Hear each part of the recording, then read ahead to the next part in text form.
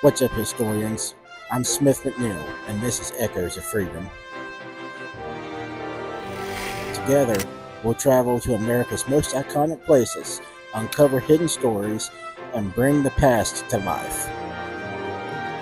From the voices of everyday heroes to the legends we thought we knew, we'll listen to the echoes of freedom that shaped our nation.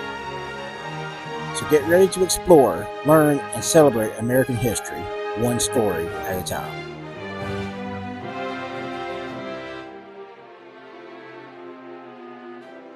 What's up, historians? We're back again. We're out exploring the town of Gettysburg, and sorry if it's a little loud. There's a lot going on. Everybody's out and about today, but I want to show you what we're standing beside, and it doesn't get any more real than this.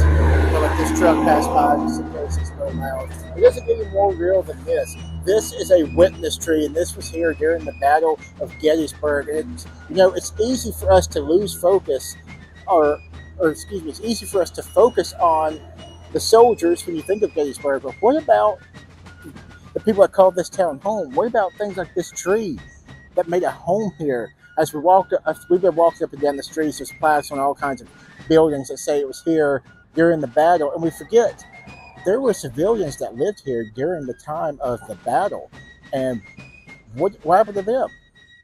For the most part, if you look at this building beside me, this was not here during the battle, but you can kind of see the underside. For the most part, people had to hide in their basements for 3 days while this battle went on.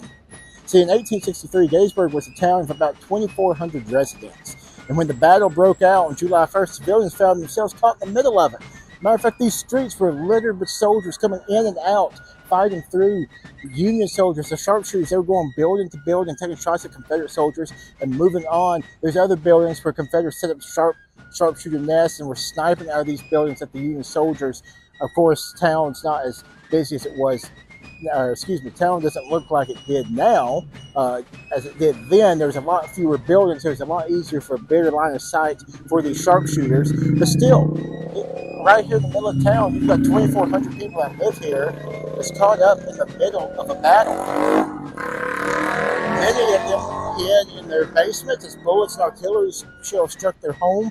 There's a video I did try to do a little later, or at least I'll get some pictures of it. There's a cannonball still sitting in a house that hit a house just down the street here in the northern part of town. When the battle ended, the people of Gettysburg faced a new nightmare, carrying the thousands of wounded left and right that were left behind. Homes, churches, barns, and public buildings were turned into makeshift hospitals. The town's citizens helped feed, nurse, and comfort the soldiers, and worked to bury the dead in the stifling July heat. I mean, we're out here in July. It's like almost 90 degrees, and you can see what I'm wearing. And this is just what soldiers wore. Other people wore stuff very, very similar to this. It's just very, very hot. Families who lived here saw farms destroyed, crops ruined, and their fields littered in the terrible aftermath of the war.